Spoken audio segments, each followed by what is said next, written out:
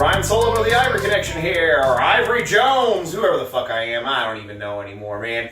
So, what we're talking about today, though, is the market. The market in general. You always hear all this stuff. Oh, the market's crashing. Someone's crashing my market. Someone's crashing my market. I just bought into this project and they already plugged it to 300 females and they're crashing my market. Fucking, okay, dudes, like, where to even begin with this stuff, man? First off, when you buy an animal like this fucking Lucy right here that is like, $5,000 to $7,000 snake still, when you buy into a project like this, you're not looking at that animal going, yes, I just spent $5,000 on this snake, it's going to make me a bunch more $5,000 snakes.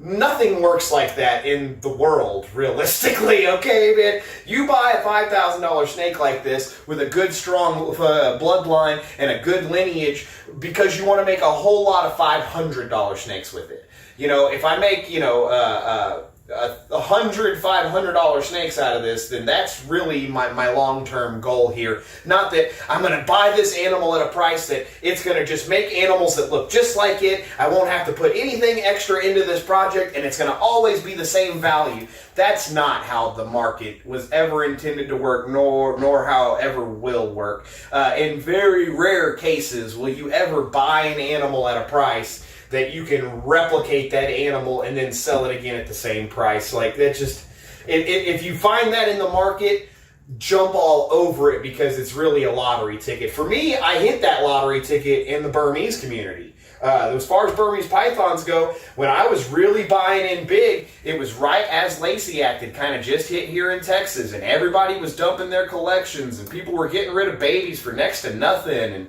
I bought green berms for like $175 at one point, and I bought all sorts of these fucking animals. I remember buying albinos for $75. Well, albino berms go for $300, $350 all day long now. Green berms are bringing $500, $600 all day long now.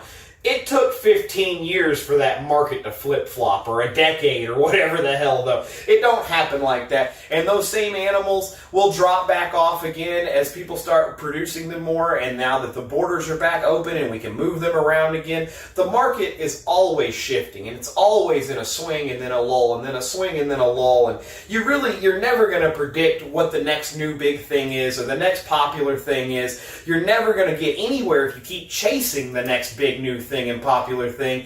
You just gotta pick what you enjoy and what you're passionate about and what you really want to fucking see and what you really want to work with, and you just gotta ride it out, man, until your little turn comes around, until all of a sudden what you're working with is that next new thing, because it just keeps coming around. I've watched the colubrid market tank down to where you couldn't give those things away for $15 a fucking piece, to now Mexican black king snakes are bringing $500, $600, $800 a pop, and those used to be $25 wholesale animals. So, the market just keeps shifting and keeps moving. You can't try to chase that market. The best thing you can do is try to build your own market within it.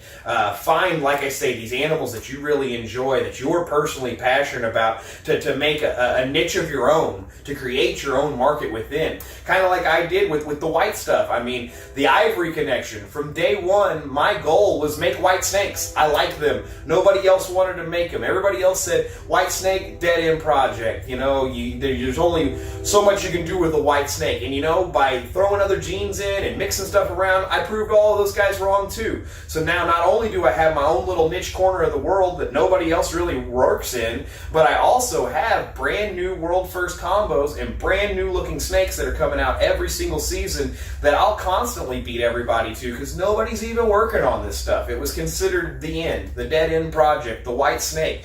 Now I've made pink snakes, I've made purple snakes, I've made pink snakes with yellow highlights. I've got a leucistic line that seems to be thriving now. I've done so much work with these white snakes to create my own little world within this world. The market, it doesn't exist.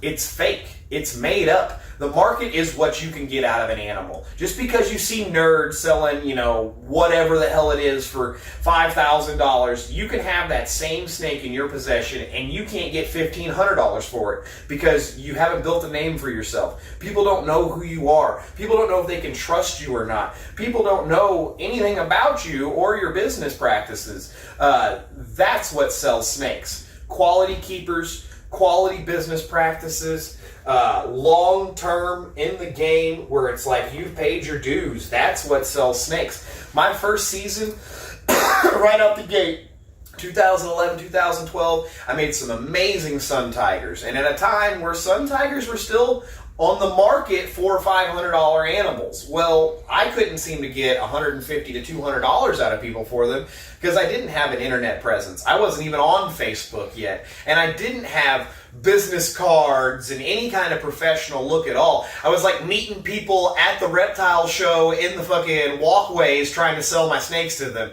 Not very professional like. And that's why I couldn't get professional prices. And I remember that first year just beating myself up like, why can these other guys get $500 out of the snake that I'm giving away for free now, basically? You know, that I'm giving to somebody for $100. And it was part of the game. It's part of paying your dues. It's part of building your own market. That first year, I made a bunch of killer deals to people that turned out to be long-term clients, that showed my animals off on the internet, that gave me positive reviews, that built my business up. If I hadn't hooked those people up that first year and got those animals in the right quality keeper's hands that were going to keep them alive and well and thriving and post pictures everywhere, I would have never built my own market up. Those first sales and those initial year sales, that's what developed into everything that I have now. So yeah, I didn't get rich my first year. I didn't break even my first year. I made $1,500, $2,500 back that I dumped immediately all right back into the business to keep this thing growing and keep this thing thriving.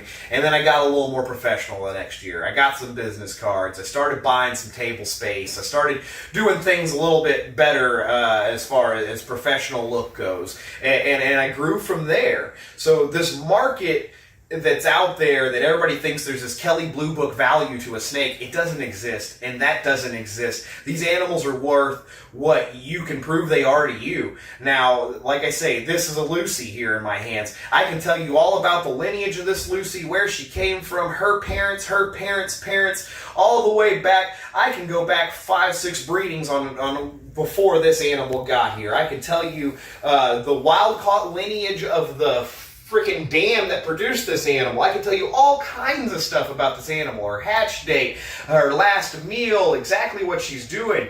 Whereas if you put this same hands in some random junk flipper on Craigslist who can't tell you any of that information, this is not a $5,000 snake anymore. It's not worth hardly anything at that point because they can't give you any info on the animal. They can't really tell you anything about it. They can just go, oh, it's a white snake. Well, that doesn't make this animal have value. Coming from a quality keeper with a well-known name who can tell you all about the lineage and exactly how we got to make this look and have a thriving example, that's what makes this thing have value. Not just because white snake equals blah, blah, blah, or brand new morph phantom. You could have a brand new unnamed morph right now. If you can't market yourself in a professional manner and people don't know who you are, it's not worth anything at all. So that's the market that doesn't exist that you have to create for yourself. Ryan Sullivan, Ivory Jones, y'all get what you can from that. Be good.